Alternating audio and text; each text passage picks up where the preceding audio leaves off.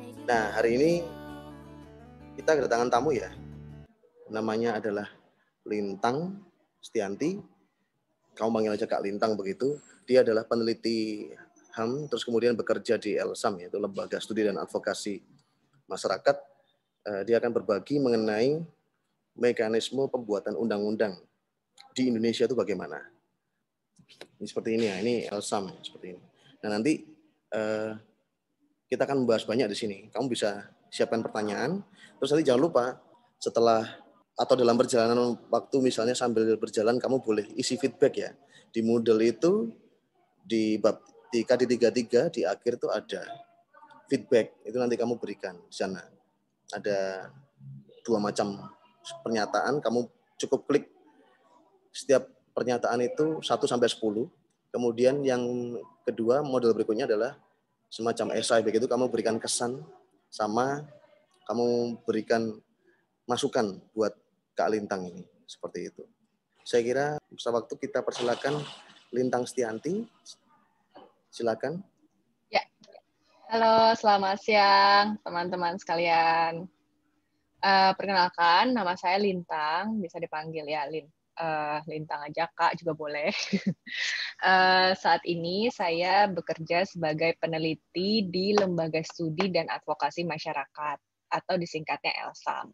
Nah, Lembaga Studi dan Advokasi Masyarakat ini bukan lembaga pemerintahan, tapi lembaga non-pemerintah atau swadaya masyarakat yang kerja-kerja kita itu sebenarnya melakukan pengkajian atau melakukan penelitian ya, mengkaji penelitian khususnya kebijakan-kebijakan atau undang-undang di Indonesia. Dan karena ini kami organisasi hak asasi manusia, jadi kami menilai apakah dari hasil penelitian kami, apakah satu undang-undang di Indonesia sudah sesuai atau tidak dengan prinsip-prinsip hak asasi manusia.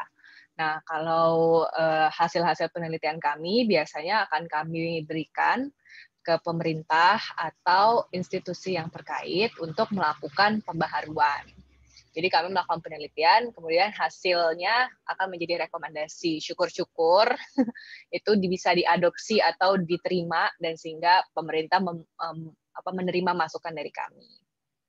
Nah, karena tadi kerjanya advokasi, jadi kerap kali saya juga terlibat dalam proses pembuatan undang-undang. Walaupun saya bukan DPR, walaupun saya bukan strukturnya bukan masuk ke dalam DPR, tapi kami terlibat misalnya melakukan pemantauan dalam pembahasan undang-undang di Indonesia. Nah, saat ini makanya saya senang sekali bisa sharing pengalaman saya. Jadi nanti pengalaman saya akan berdasarkan misalnya undang-undang atau idealnya seperti apa, tapi di lapangannya juga akan saya jelaskan biasanya seperti apa yang ada di lapangan. Terus kemudian juga nanti mungkin akan ada contoh-contoh gambar sekilas, kan akan ada naskah-naskah ya, seperti misalnya saya nggak tahu di sini pasti sangat jarang kali ya kalau teman-teman kelas 10 yang sudah membuka undang-undang, tapi nanti saya coba tampilkan supaya kalian tidak hanya dengar namanya, tapi paling tidak tahu dokumennya bentuknya seperti apa, gambarnya gitu. Nah, ini saya izin share screen ya. Nanti kalau ada pertanyaan langsung aja saya mungkin nggak bisa lihat chat, jadi nanti Pak Krisma bisa kalau ada chat bisa, misalnya ada yang kurang jelas satu kata atau apa, bisa maksudnya apa gitu ya.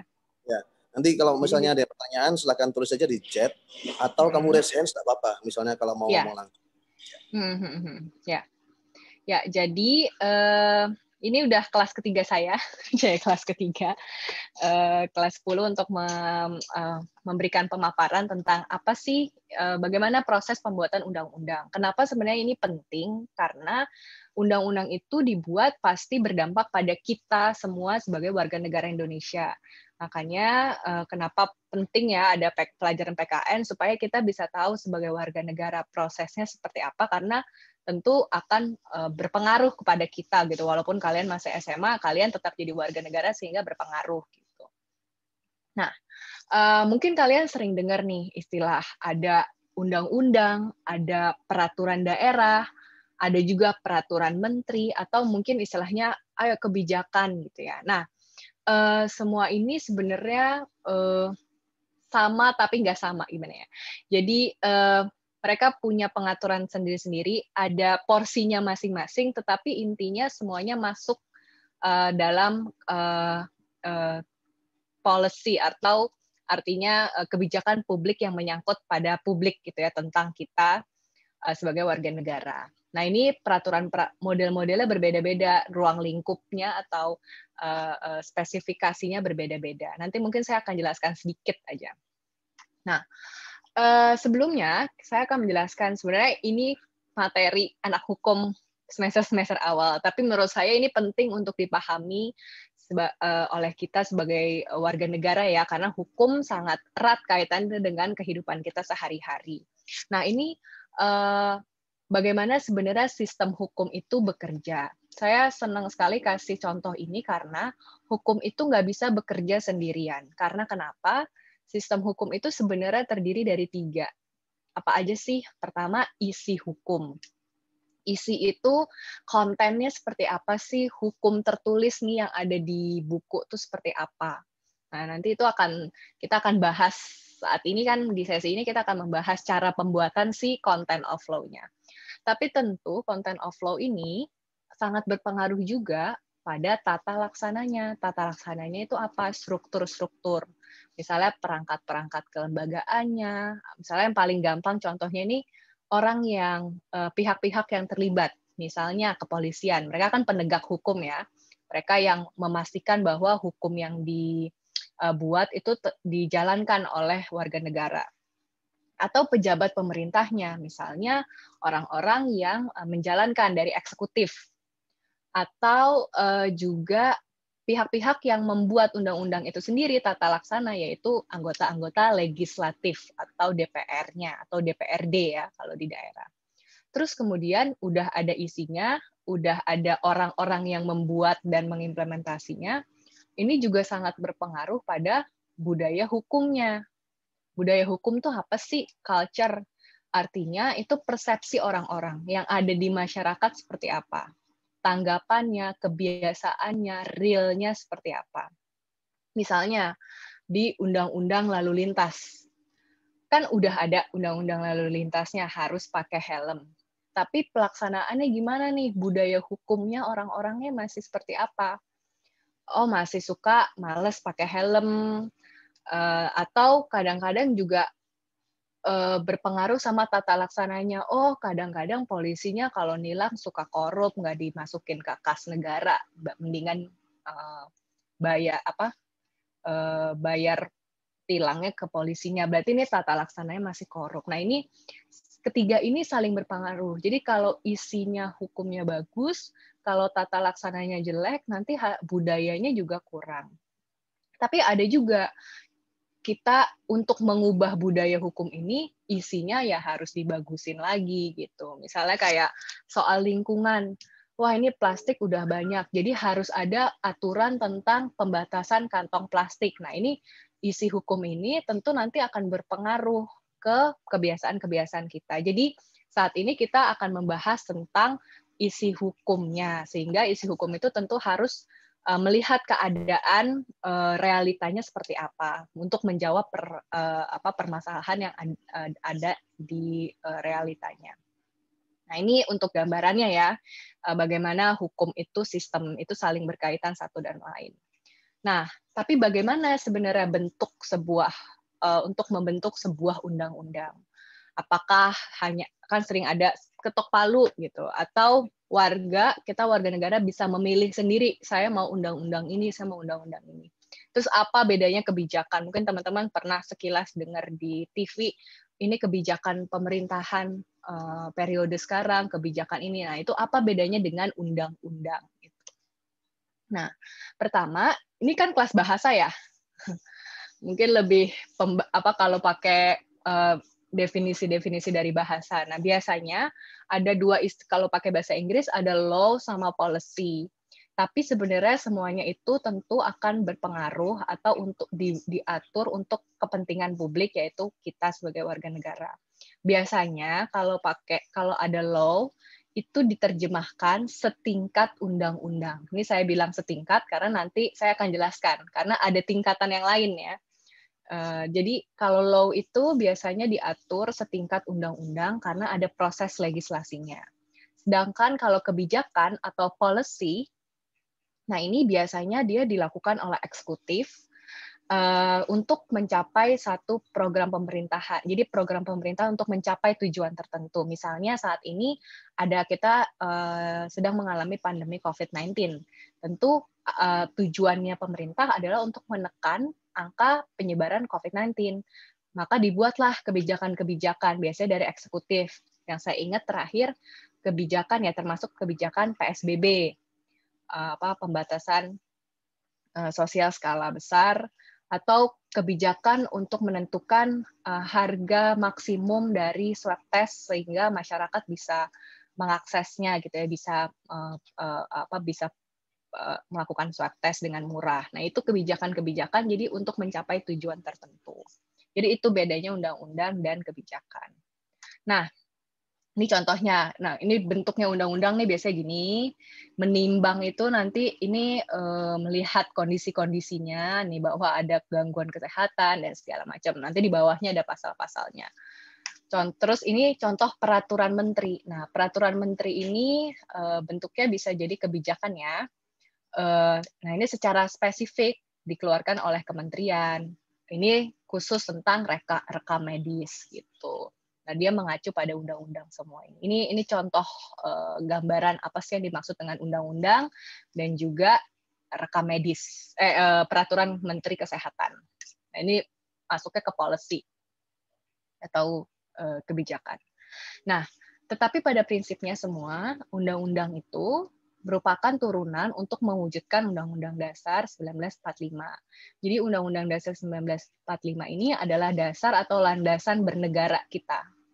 Jadi semua aspek kehidupan atau kebijakan atau undang-undang itu seharusnya bertujuan untuk mewujudkan Undang-Undang 45. Nah, Undang-Undang 45 sendiri sebenarnya ada tujuannya. Kalau misalnya teman-teman ingat dulu kalau upacara itu kan suka dibacain pembukaan. Nah, pembukaan UUD 45 itu sebenarnya adalah tujuan-tujuan dari bangsa Indonesia. Misalnya ya, yang saya ingat ada mencerdaskan kehidupan bangsa, terus menghapuskan kekerasan, penindasan, segala macam. Nah, itu tujuan-tujuan dari bangsa Indonesia, terus kemudian UUD 45 jadi dasar, dan undang-undang di bawahnya itu harusnya dibentuk untuk mewujudkan tadi konstitusi atau UUD 45. Mungkin teman-teman ingat ya, ada beberapa pasal di Undang-Undang 45 tentang hak kesehatan, hak untuk pendidikan, dan macam-macam. Mungkin bisa dibaca lagi UUD 45-nya. Nah, sebelum kita masuk ke tahapannya, secara prinsip, pembuatan undang-undang itu harus akuntabel. Akuntabel itu apa sih? Bukan akuntan ya, mungkin Bapak Ibunya ada yang kerja akuntan itu sebenarnya ya, kalau ingat-ingat kata akuntan itu artinya dia bisa dipertanggungjawabkan prosesnya. Akuntabel itu artinya dia bisa dipertanggungjawabkan prosesnya, dan kedua prosesnya harus transparan, artinya bisa diketahui oleh publik, dan dokumennya bisa diakses oleh publik. Dan yang ketiga, ini juga paling penting, yaitu melibatkan partisipasi publik. Artinya suara publik juga harus didengar terkait dengan undang-undang ini. Publiknya tuh yang mana? Publiknya harusnya semua lapisan masyarakat, termasuk misalnya masyarakat adat, kelompok masyarakat adat, terus kemudian minors kan teman-teman yang anak-anak itu kan sebenarnya juga punya sebagai warga negara bisa harus dilibatkan gitu ya, mendengarkan suara kelompok rentan. Kelompok rentan itu biasanya anak, lansia dan perempuan dan disabilitas, atau kelompok-kelompok lain yang istilahnya minoritas seperti misalnya petani, terus kemudian buruh atau masyarakat adat. Jadi semua harusnya melibatkan partisipasi publik. Ini prinsip-prinsipnya dalam pembuatan undang-undang.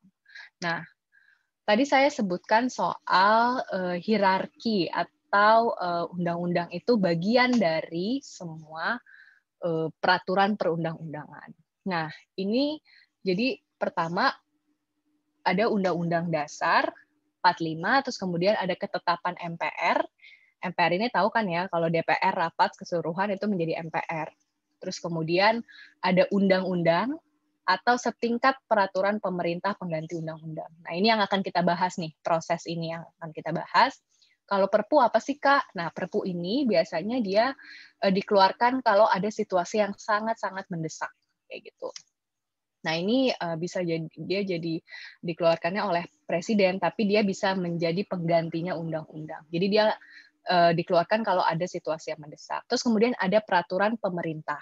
Peraturan pemerintah ini sebenarnya aturan teknis dari si undang-undang. Terus kemudian ada juga peraturan presiden, ada juga peraturan daerah provinsi, dan juga ada peraturan daerah kabupaten. Nah, ini biasanya prosesnya di DPRD, setingkat DPR tapi daerah. Jadi isunya isu-isu untuk menjawab daerah. Nah, inilah kenapa ada tidak lagi fokus, tetapi ada di daerah juga dilibatkan. Nah, selanjutnya, kalau kita melihat, ini langsung masuk ke prosesnya ya. Ini berdasarkan Undang-Undang Nomor 12 Tahun 2011. Jadi apa sih Undang-Undang Nomor 12 Tahun 2011? Ini undang-undang tentang peraturan perundang-undangan. Jadi karena kita negara hukum, undang-undang nggak dibuat sesuka-sukanya harusnya. Jadi harus sesuai dengan Undang-Undang Nomor 12 Tahun 2011. Jadi diatur tuh. Setidaknya ada 5 tahap proses pembentukan peraturan perundang-undangan. Nah, kita akan lihat satu persatu ya. Nah, tapi pada prinsipnya itu ada 5. Yang pertama tentu ada perencanaan, jadi direncanakan dulu. Kemudian setelah direncanakan, disusun, yaitu penyusunan. Kemudian setelah udah ada disusun, dibahas, pembahasan. Setelah pembahasan, ada pengesahan dan juga pengundang-undangannya. Nah, proses ini gampang ya, 5. Teman-teman bisa hafalin ini dengan gampang. Perencanaan, penyusunan, pembahasan, pengesahan, pengundangan. Tapi in real life, prosesnya ini bisa sampai tahunan semuanya. Nanti mungkin aku cerita sedikit. Jadi, tapi pada prinsipnya ada 5 tahap proses pembentukan regulasi undang-undang. Nah, pertama kita akan bahas satu-satu perencanaan. Jadi, perencanaan ini biasanya dimulai dengan menyusun program legislasi nasional atau kalau nanti di pemberitaan seringnya disebutnya prolegnas. Nah, prolegnas ini biasanya disusun ketika awal masa periode DPR. Ada yang ingat nggak berapa tahun masa periode DPR? Coba di ininya pakai jari di layar ya, ada yang bisa? Nggak kelihatan. Itu Jason sudah menjawab, Jason. Oh, udah ya. Soalnya aku cuma ada 4 doang di sini gambarnya, nggak bisa. Ya, 5 tahun. Udah ada jawabannya sih sebenarnya. Nah, kalau yang 5 tahun ini kan DPR itu seperti tahun lalu ya. Jadi biasanya disebutnya itu periode DPR periode berapa. Nah, kita karena baru pemilihan umum tahun lalu 2019, jadi disebutnya periode 2019-2024. Nah, nanti biasanya kan mereka terpilih, pemilu terpilih, disahkan, setelah disahkan mereka rapat. Mereka rapat untuk menyusun prolegnas ini, program legislasi nasional. Nah, ini prolegnas ini sebenarnya isinya seperti mereka mau mengesahkan apa aja sih di tahun periode mereka. Jadi nanti isinya ada daftar RUU. RUU itu masih rancangan, jadi belum undang-undang, belum ada nomornya. Rancangan undang-undang, judulnya apa, listnya, oke. Tahun periode ini kita mau mengesahkan 300 RUU. 300 mengesahkan RUU baru. Nah, itu nanti disusun setelah ada pelantikan. Biasanya 5 tahunan. Siapa sih pihak yang boleh mengusulkan RUU tadi? Nah, pihaknya itu, sebentar.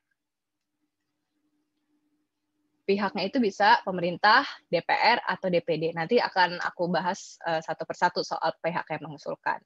Ini kita balik lagi ke, nah ini pemerintah. Jadi kalau misalnya diusulkan oleh pemerintah, bisa satu kementerian, tadi ya soal kesehatan, mungkin menurut mereka, aduh ini kita susah nih, karena kan kita negara hukum, jadi bergeraknya harus sesuai dengan hukum ya. Kita mau menekan angka COVID ini kita terbatas, kita ruang geraknya harus ada pengaturan lain supaya lebih jelas. Nah, nanti bisa kementerian dia mengusulkan ada satu undang-undang.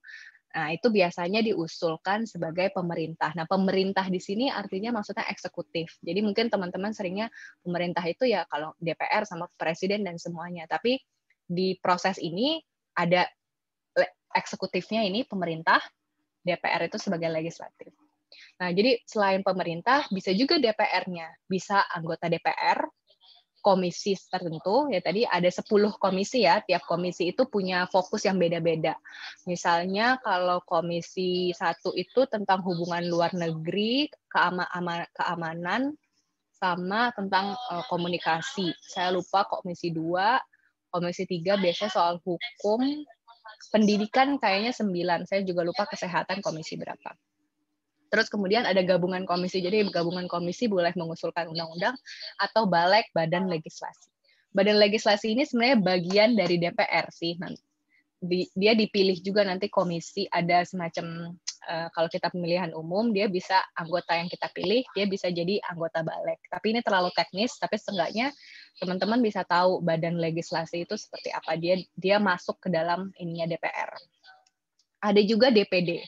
DPD itu Dewan Perwakilan Daerah. Sebentar ya. DPD itu Dewan Perwakilan Daerah. Dia biasanya menyangkut isu-isu tentang daerah. Nah, jadi tadi seperti yang saya jelaskan, setiap periode itu harus menentukan prolegnas. Nah, prolegnas ini tadi merupakan daftar RUU yang akan dibahas dan disahkan pada masa periode tertentu. Nah, selain ada prolegnas, program legislasi nasional, ada juga namanya program legislasi prioritas. Prolegnas prioritas. Nah, prioritas ini misalnya dari 5 tahun, oke, yang prioritas tahun ini 1, kita mau apa aja tahun pertama ini. Tahun kedua apa aja. Jadi diprioritaskan. Nah, jadi pembahasannya itu harus sesuai dengan yang sudah mereka tentukan. Nah, ini contohnya, ini teman-teman gambarnya bisa diakses ya sebenarnya di website-nya DPR. Nah, ini ada program legislasi nasional, saya nge-search, ini udah hampir 300-an undang-undang kayaknya. Di sini bisa dilihat nih, judulnya apa aja, pengusul tadi ya, yang mengusulkan siapa? Ini ada DPR, nanti ada undang-undang lain diusulkan pemerintah. Nah, ini tanggal update-nya. Nah, kritik pengalaman saya sih kadang suka update-nya lama. Nah, terus ini juga ada posisinya ya. Ada harmonisasi, penetapan. Walaupun saya bilang prosesnya 5, nah sebenarnya seperti tahap harmonisasi, penetapan usul, itu sebenarnya bahkan keputusan itu masuk ke dalam pembahasan sebenarnya. Jadi pada prinsipnya itu sebenarnya 5, tapi ada nanti harmonisasi. Harmonisasi itu misalnya, ini bertentangan nggak sama undang-undang yang lain kalau dibentuk. Penetapan usul juga nanti tiap-tiap usul nanti akan saya bahas sampai keputusan. Ini ada contohnya program legislasi nasional, ada juga program legislasi nasional prioritas. Nah, ini misalnya ada tentang pemilu, ada tentang KUHP, mungkin udah kitab undang-undang hukum pidana, atau pemasyarakatan. Ini pemasyarakatan itu tentang penjara ya, lembaga pemasyarakatan. Ini perubahan nih, dia perubahan.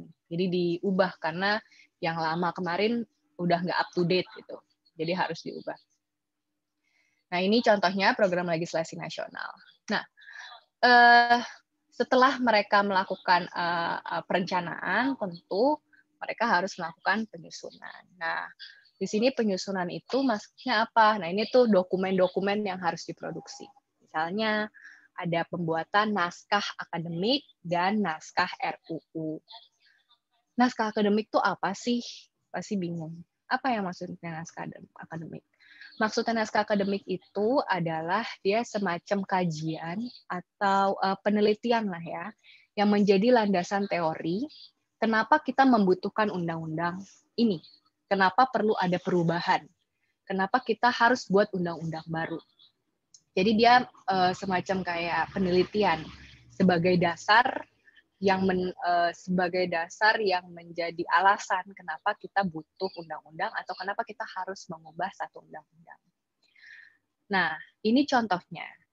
Jadi kenapa penting tadi saya menjelaskan kenapa sih harus tahu siapa yang mengusulkan, mau ya pemerintah atau DPR, karena nanti pihak mereka lah yang akan membuat si naskah akademik dan naskah RUU-nya ini. Jadi yang mengusulkan itu pihak yang mengusulkan. Misalnya ada undang-undang tentang Kementerian Komunikasi dan Informatika. Diusulkan tentang itu ya, misalnya tentang penyiaran, tentang internet. Diaturnya oleh Kementerian Komunikasi dan Informatika. Nah, maka dialah yang susun naskah akademik dan RUU-nya. Nah, biasanya dalam pembuatan naskah akademik ini mereka melibatkan akademisi. Akademisi itu dosen-dosen ya biasanya.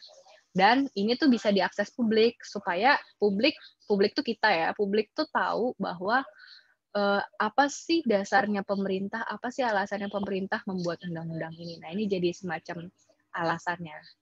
Ini contoh ya, naskah akademik. Ini real, bahwa ini naskah akademik rancangan Undang-Undang Pelindungan Data Pribadi. Kebetulan aku kerjaannya emang fokus di isu internet, privacy, khususnya tentang pelindungan data pribadi. Dan saat ini tahun berapa? 2014.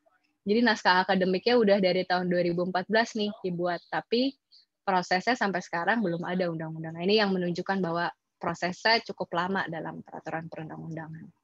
Jadi sebelum ada RUU-nya, kita harus punya naskah akademiknya.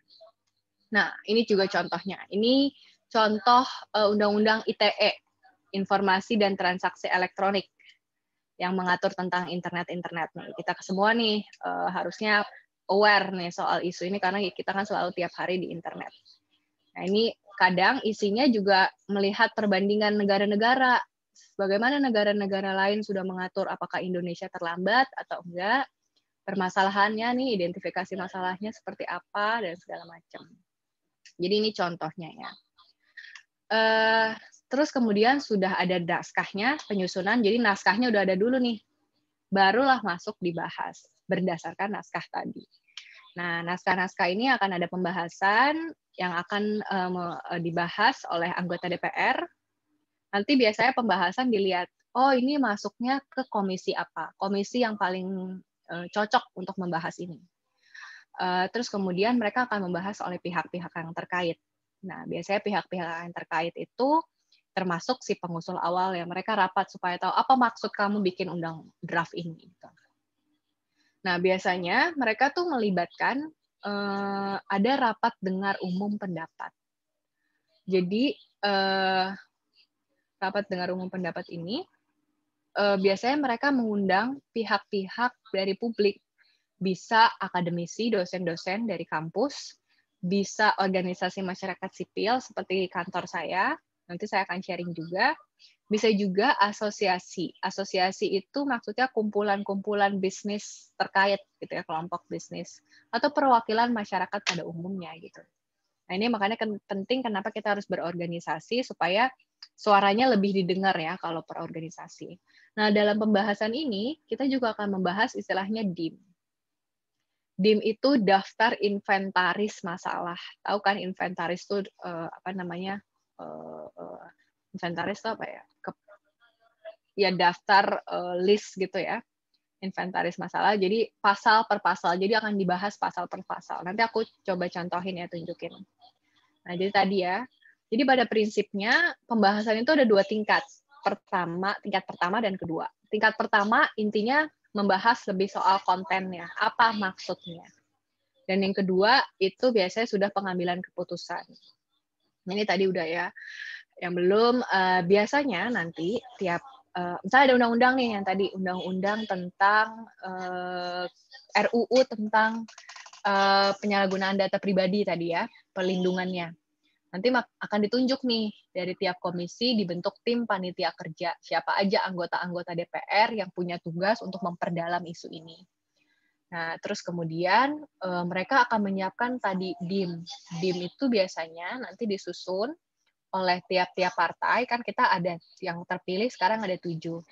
Jadi tiap partai itu harus membuat DIM. DIM itu sebenarnya untuk menunjukkan si partai A sikapnya apa sih partai B sikapnya apa. Nanti mereka akan kasih masukan sesuai dengan ideologi mereka, sesuai dengan pandangan visi misi dari si partai tersebut. Nah, biasanya dalam penyusunannya, apakah anggota DPR mengerjakan sendiri untuk semua isu di Indonesia? Tidak. Karena mereka akan dibantu oleh tenaga ahli. Nah, tenaga ahli ini harus macam-macam keahliannya. Jadi mereka harus belajar kesehatan juga, iya, belajar perpajakan, ekonomi. Jadi bukan cuma orang hukum dan bukan hanya orang hukum dan politik. Bahkan kita pernah ingat kan ada undang-undang tentang permusikan. Nah itu gimana coba?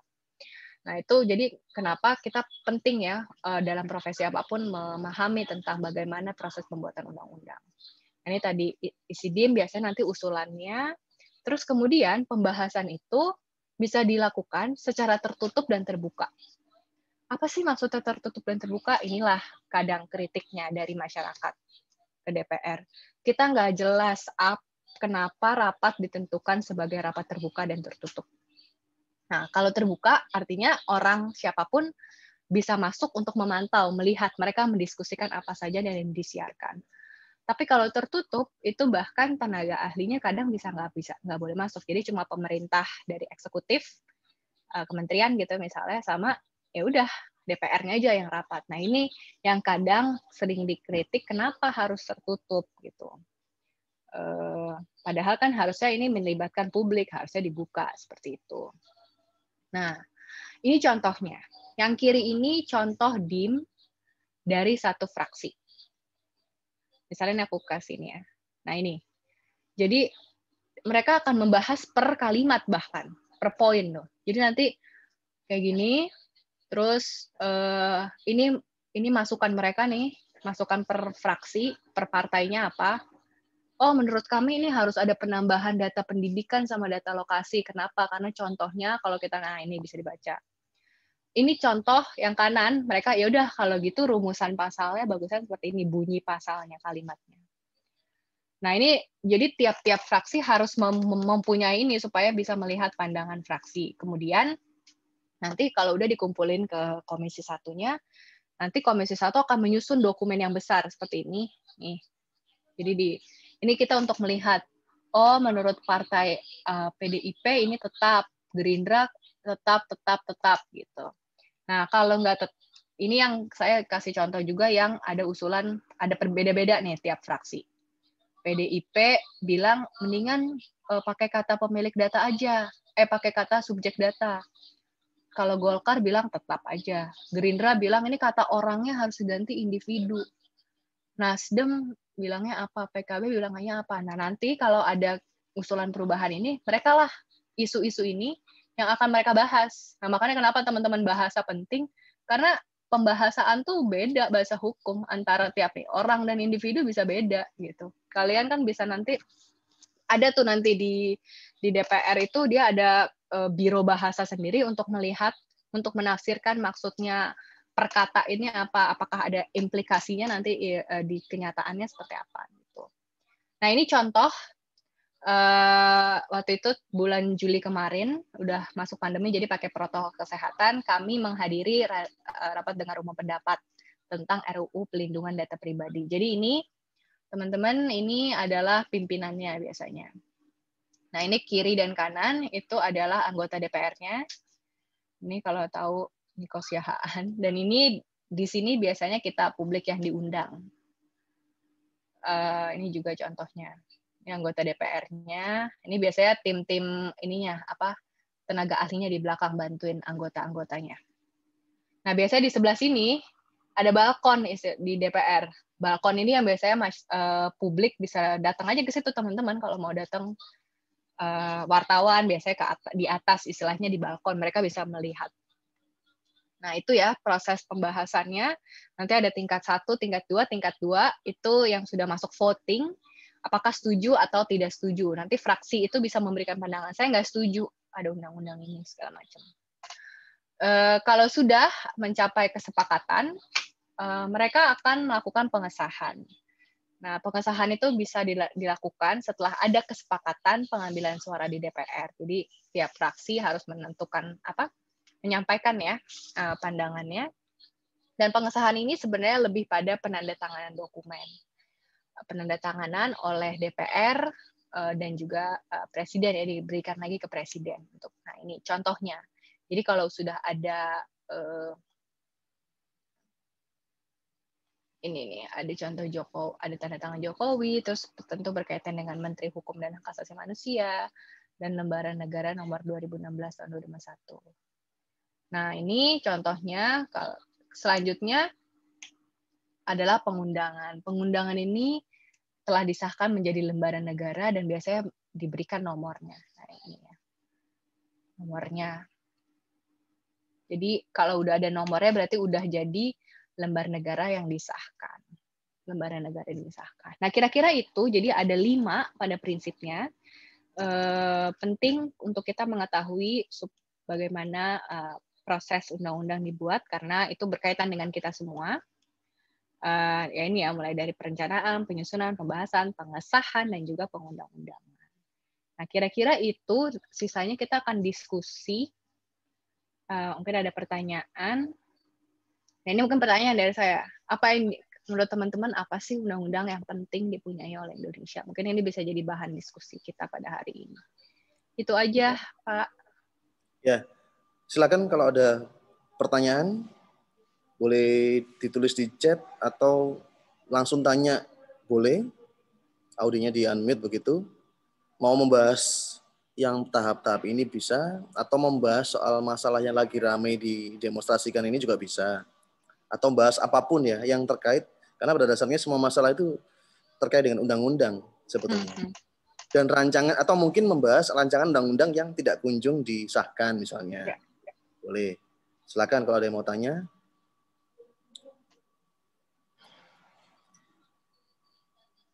Mungkin ada yang bingung, nggak apa-apa ditanya lagi. Jadi no stupid questions ya, nggak ada pertanyaan yang bodoh. Kalau teman-teman nggak, Kak, tolong ulangin lagi maksudnya apa, saya nggak ngerti, itu nggak apa-apa. Atau mungkin bahasa aku yang sulit dimengerti, bisa ditanyain aja. Nggak usah malu. Ya, silakan tanya.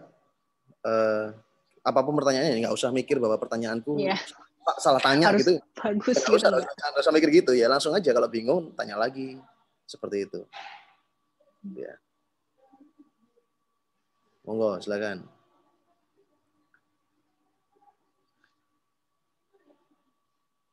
Oke, sambil nunggu, mungkin perlu dipertegas, misalnya dalam rancangan undang-undang itu kan bagian pengusulan yang tahap pertama, itu siapa aja yang bisa masuk gitu. Misalnya dari bidang mana saja, dan seterusnya, misalnya gitu. Sambil menunggu pertanyaan dari mereka. Ya, itu tentu tergantung sama isunya, topiknya apa aja. Jadi misalnya kalau tadi ya, misalnya tentang pendidikan ya, karena ada teman-teman di sini. Tadi pagi sih membahasnya tentang misalnya ada penelitian tentang jam belajar tadi ya, jam belajar anak-anak sekolah. Sebenarnya secara psikologis dan fisik tuh lebih cocok dimulai jam 9 pagi ketimbang jam 7 pagi. Nah, misalnya berdasarkan penelitian itu bisa diusulkan. Misalnya nanti Kementerian Pendidikan bilang, kayaknya kita butuh deh ada perubahan pas undang-undang tentang pendidikan. Nah, itu bisa diusulkan oleh kementerian yang terkait. Nah, nanti biasanya kementerian yang terkait pun mereka melakukan konsultasi. Jadi diskusi ke pihak-pihak yang mempunyai kepentingan. Misalnya asosiasi guru-guru, organisasi guru di Indonesia, baik yang dari sekolah swasta maupun negeri, terus kemudian juga bisa melibatkan selain guru, misalnya bisa melibatkan akademisi-akademisi lain, dosen-dosen yang memang fokus ke isu pendidikan di Indonesia, seperti itu, psikolog misalnya. Nah, jadi prosesnya itu tentu harus melibatkan partisipasi publiknya, gitu. Artinya mereka harus mendengarkan kelompok-kelompok yang berkaitan.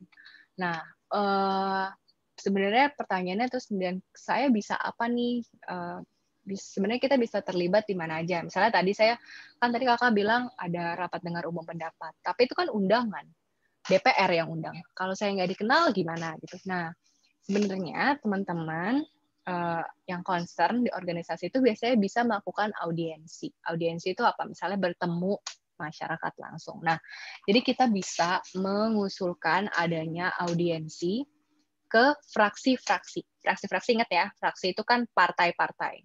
Karena kan tadi partai itu kan dia harus membuat pandangan tertentu kan. Mereka kan harus bikin DIM tadi, daftar inventaris masalah. Nah, itu kan tiap fraksi harus membuat itu sesuai kajiannya, sesuai dengan prinsip-prinsip fraksinya mereka. Maka kita bisa, seperti kita melakukan audiensi ke fraksi-fraksi untuk menyampaikan pendapat kita, dan karena mereka kan notabene wakil rakyat kita ya. Mereka kan wakil rakyat kita, jadi semoga mereka menampung dari masukan kita. Nanti pada saat pembahasan mereka bisa bilang, oh kemarin saya dapat laporan, ada yang datang ke saya, kelompok ini. Mereka bilang pasal ini akan memberatkan bagi mereka. Seperti itu. Dan selain itu juga, ada juga proses-proses seperti ketika ada kunjungan kerja dari anggota-anggota DPR. Nah, seperti sekarang kan lagi reses. Istilahnya reses itu istirahat. Tidak ada masa sidang di DPR. Nah, anggota DPR itu mereka dikasih dana pakai pakai APBN, APBN untuk datang ke ke daerah-daerah ke daerah-daerah mereka gitu. Konstituen ya istilahnya. Konstituen itu yang milih mereka gitu, konstituen. Misalnya siapa anggota DPR 1 yang daerah konstituennya Surabaya. Nah, biasanya setiap masa reses mereka akan datang.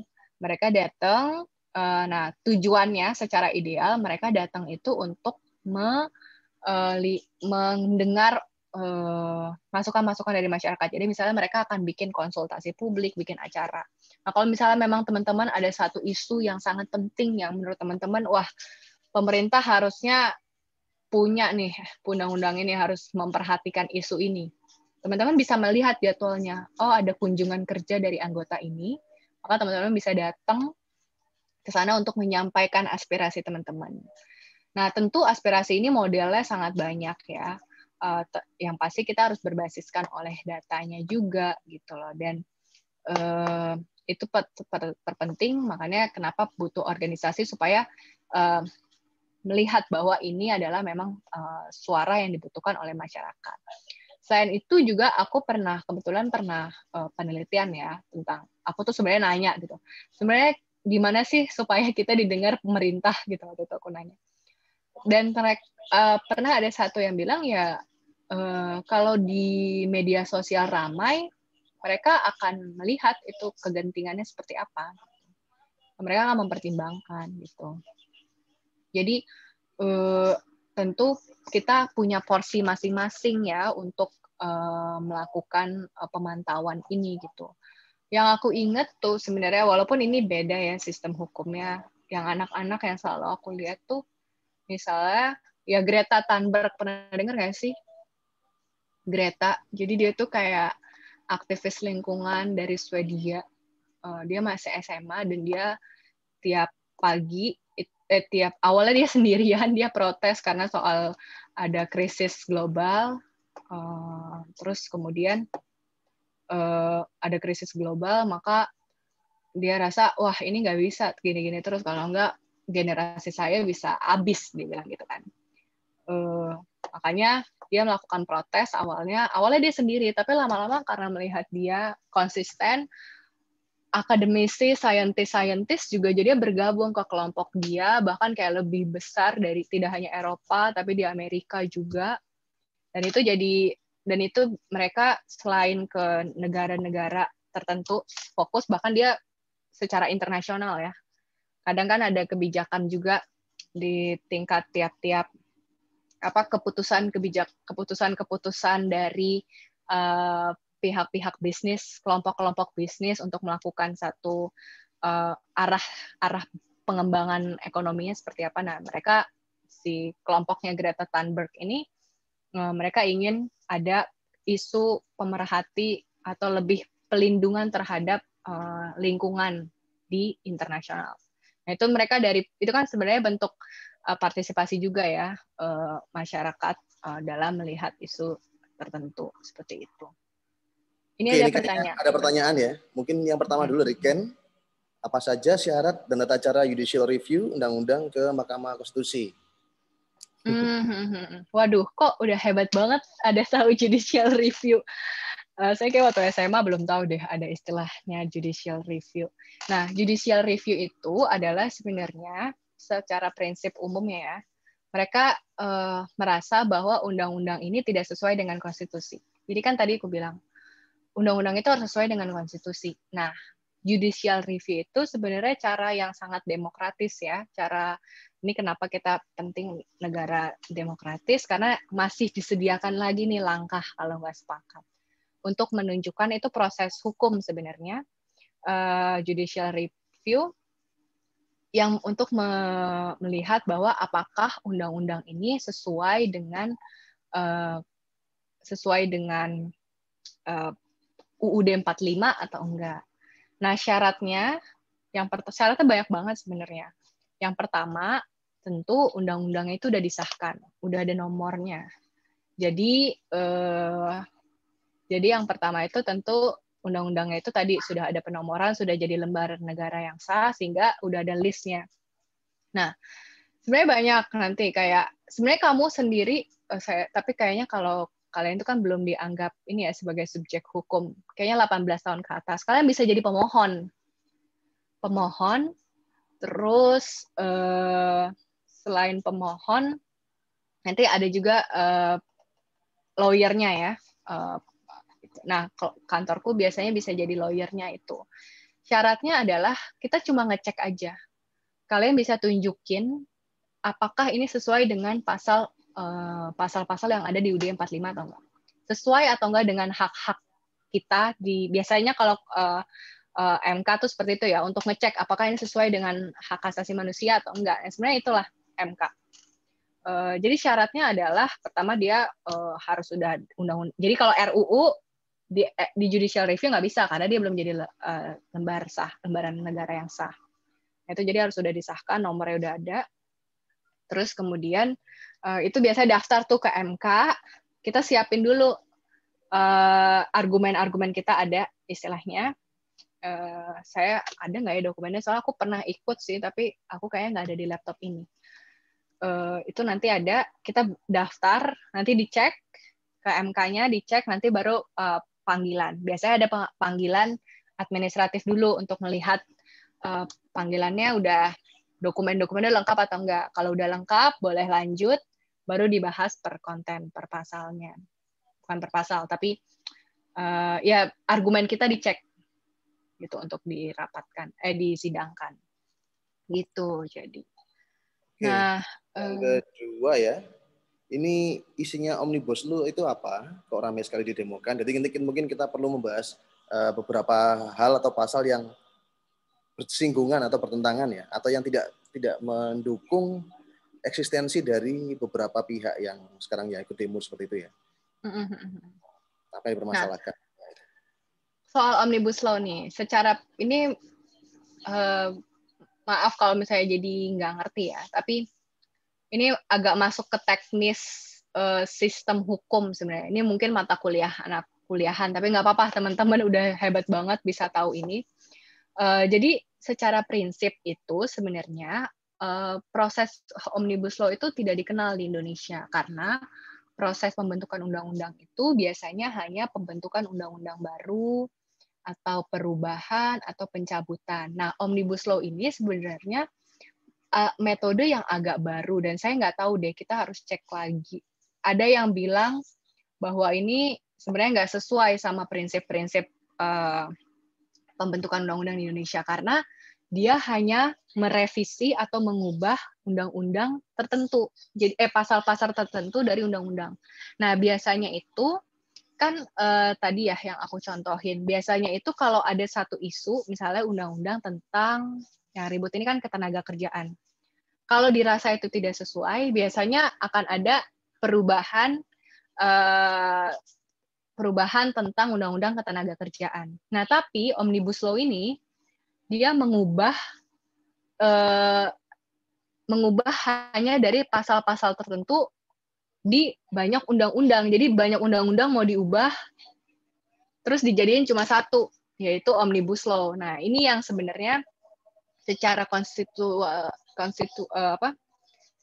konstitualnya sesuai atau enggak sih sama prinsip-prinsip Indonesia, itu yang kadang masih jadi perdebatan. Dan kedua, isinya itu apa? Ya tadi banyak banget isinya tentang pendidikan aja bahkan ada, terus tentang hutan, tentang ketenaga kerjaan itu maksudnya pekerja ya, buruh semua gitu ya. Terus kemudian juga ada tentang masyarakat adat. Nah, yang mungkin sekarang itu paling ramai adalah tentang ketenaga kerjaan. Tapi sebelum aku bahas tentang kontennya, yang dipermasalahkan kan pertanyaan tadi ya. Nah, permasalahan itu karena prosesnya itu dianggap tidak transparan. Tadi kan aku bilang prinsipnya itu harus transparan. Nah, ini sejak tahun lalu itu kebanyakan rapat-rapatnya dilaksanakan secara tertutup. Satu.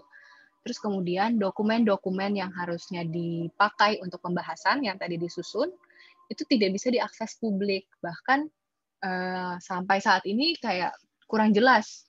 Awalnya draftnya 1000-an, terus kok tiba-tiba jadi 800, terus jadi 900. Rapat-rapat pun tidak pernah melibatkan partisipasi publik. Ingat partisipasi publiknya apa? Dibilang ada kok partisipasi publik, tapi kalau kita lihat nih rekamannya nanti, tapi kayaknya nggak ada rekamannya karena semua rapatnya tertutup gitu ya. Itu yang kita jadi semua menduga-duga, harusnya kan dilakukan secara transparan. Nah, ini rapat-rapatnya itu justru melibatkan seperti kelompok-kelompok bisnis yang punya bisnis, punya kepentingan. Tetapi kelompok-kelompok seperti masyarakat adat, seperti buruh, petani, itu tidak pernah dilibatkan. Jadi mereka merasa ini tidak partisipatif, ini tidak memenuhi tadi prinsip partisipasi publik. Kenapa buruh penting? Kenapa masyarakat adat penting? Bukannya dia di hutan. Nah, justru itu. Karena satu isi atau artikel atau pasal ya bahasa Indonesianya di Omnibus Law ini adalah tentang bagaimana berapa persen harusnya negara itu menyisakan hutan gitu. Jadi terus kemudian kan di Indonesia itu masih banyak ya hukum hutan adat gitu ya. Dia nggak ada surat-suratan. Surat-suratan itu kan sangat negara, ada hukumnya adat. Nah, ini bisa dihapuskan. Jadi 30% minimum hutan itu untuk masyarakat adat itu dihapuskan gitu. Jadi kenapa itu jadi dianggap masalah? Terus kemudian ada juga perubahan upahnya. Awalnya misalnya kalau orang udah bekerja berapa tahun, dia punya pesangon ya istilahnya, yang tadinya maksimalnya minimal ya, diaturnya minimal perusahaan harus kasih 7 bulan gaji, ini jadi maksimal 7 bulan gaji. Minimal 7 bulan sama maksimal 7 bulan kan beda banget gitu. Jadi banyak sekali permasalahan-permasalahannya, baik segi material atau formil. Material formil itu maksudnya secara tata caranya dan juga secara kontennya atau isinya. Gitu. Tata caranya berarti prosedurnya ya? Prosedur, ya betul. Terus kemudian ini ada yang bertanya, RU ini KPS, PKS maksudnya mungkin ya. Ya, Omnibus Law lebih cepat dibanding RUU PKS maksudnya. Nah, ya tadi ini bagus juga nih pertanyaannya gitu ya. Kalau tadi sih kita bahas gini, ini ada, saya nggak tahu jokes tapi juga real gitu ya. Ada istilahnya dalam proses pembuatan undang-undang tuh ada undang-undang yang air mata atau mata air. Air mata dan mata air maksudnya apa sih, Kak? Jadi kadang ada undang-undang yang memang sangat menguntungkan, yaitu secara segi ekonomis dan lain-lain. Nah, itu biasanya mata air, karena kan sumber ya, mata air. Nah, ini biasanya cepat pembahasannya. Misalnya yang paling cepat pembahasan itu waktu itu katanya undang-undang tentang pajak deh kalau nggak salah, saya lupa. Itu cepet banget, kayak cuma 3 bulan, 2 bulan tuh jadi selesai. Itu tuh menurut 3 bulan lama, tapi menurut dalam proses perundang-undangan tuh cepet banget. Sedangkan kalau undang-undang yang kayak macam kekerasan seksual itu tuh undang-undang yang mata air, yang nggak ada nilai ekonomisnya. Nah ini ya apa namanya sangat bukannya mengajak untuk pesimis, tapi justru lebih kritis gitu ya. Itu kenyataannya seperti itu gitu, karena masih banyak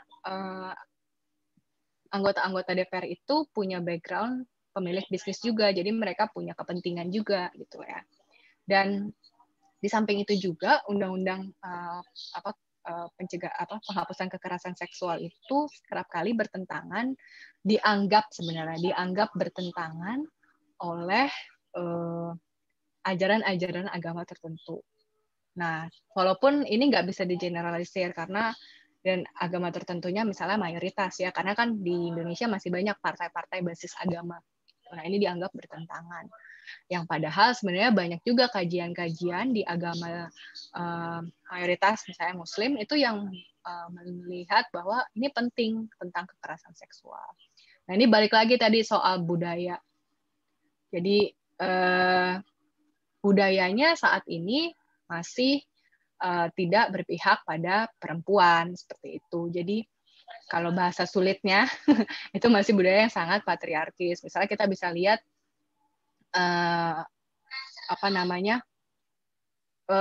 anggota DPR masih sangat banyaknya, lebih banyak laki-laki ketimbang perempuan gitu ya. Jadi masih istilahnya male dominated atau masih dikuasai oleh laki-laki. Jadi mungkin perspektif tentang perlindungan kekerasan seksual itu masih minim gitu. Yang biasanya menjadi korban perempuan, walaupun tidak menutup kemungkinan laki-laki juga jadi korban. Nah, sensitivitas itu atau artinya awareness ya, itu kan masih minim. Nah, ini yang harus dibangun dari tadi culture-nya atau budayanya harus diubah gitu. Oke, terus yang berikutnya ini soal sistem pendidikan. Lintang, kamu pernah dengar nggak ada pembicaraan soal soal pendidikan di rancangan undang-undang mungkin? Kebetulan aku tuh nggak pernah secara spesifik ya. Kak, Indonesia nggak mau ganti sistem pendidikan soalnya kan Indonesia udah diwanti-wanti terus soal pendidikan kita yang tertinggal jauh. Iya, itu tuh aku pernah jadi diskusi, tapi itu di komisi lain ya. Kadang yang aku tahu kan misalnya berkaitan dengan seingatku tuh di Omnibus Law tuh sempat ada ribut-ribut. Aku sih nggak secara spesifik, hanya melihat di berita bahwa ada tentang perizinan sekolah dan segala macam gitu ya yang diatur. Sedangkan pihak-pihak kelompok yang bergerak di isu pendidikan, khususnya misalnya NU ya, yang dari Muslim itu merasa tidak pernah dilibatkan mengenai isu pendidikan ini gitu. Nah, justru aku pengen tanya, kan karena ini teman-teman yang, soalnya kan kalau anggota DPR udah nggak sekolah lagi, sebenarnya mereka agak sotoy gitu.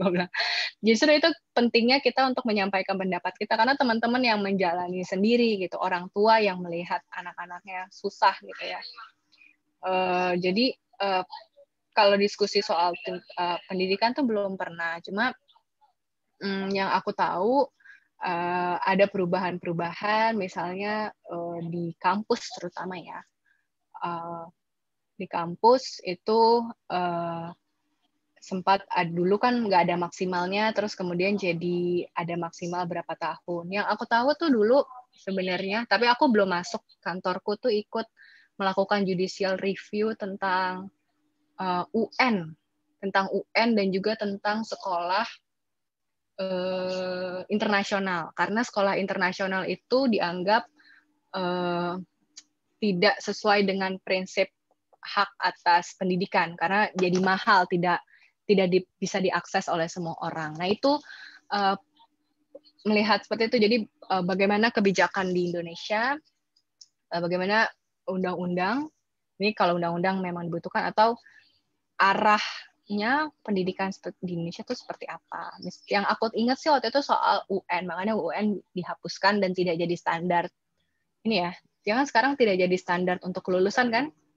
Nah, itu dari judicial review juga waktu itu teman-teman YLBHI dan LBH Jakarta kalau nggak salah. Terus kemudian juga tentang sekolah internasional. Waktu itu kan ada kewajiban sekolah internasional yang itu jadi mahal banget. Jadi orang-orang yang mungkin dari keluarga tidak mampu jadi tidak bisa mengakses pendidikan yang layak. Jadi tidak ada ketimpangan lah ya. Ketimpangan tuh nggak adil. Nah itu bentuk-bentuk apa ya, model-model yang berkaitan dengan undang-undang perundangan atau kebijakan tentang pendidikan. Seperti itu. Soal pendidikan nanti kita akan bahas lagi ya nanti dengan saya. Karena saya sedikit juga pernah meneliti beberapa sekolah di ya secara literatur dan sempat wawancara juga dengan salah satu sekolah alternatif di Inggris juga kurang lebih sama yang sistem pendidikan di Finlandia saya juga pernah amati soal itu. Terus kemudian dalamnya bagaimana soal kurikulum nasional nanti kita akan bahas. Terus kemudian jangan lupa ya yang belum silakan kamu kasih feedback. Ya, biasanya kalau di Moodle itu nanti tampilannya seperti ini ya. Nah, di bawah ini feedback kamu isi, kamu berikan penilaiannya seperti apa 1 sampai 10, kemudian kamu tuliskan kesanmu dan masukan untuk Kak Lintang dan materi ini begitu ya. Oke, saya kira cukup ya. Ini sudah lebih 5 menit. Ini saya kasih apakah kamu mau terus atau mau istirahat? Ini pelajaran kita sudah berakhir karena ini pelajaran terakhir untuk hari ini. Terus kemudian nanti besok Kak Lintang ini juga akan mengisi di kelas 10 MIPA 1 pagi seperti itu. Jadi ini memang agak maraton seminggu ini seperti itu. Iya. Oke, saya kira cukup. Terima kasih untuk Kak Lintang. By the way, Lintang ini dulu murid saya juga waktu saya mengajar di SMA Gonzaga Jakarta Selatan. Dan sekarang dia sudah bekerja. Ya, dia bergabung dengan tim advokat kan ya, katakan begitu ya. Di lembaga LSAM tadi, Lembaga Studi dan Advokasi Masyarakat. Seperti itu. Sekarang di Jakarta ya, Lintang ya? Ya, di Jakarta. Ya, oke. Oke, kita tutup hari ini dengan doa. Silakan Sixtus yang memimpin doa.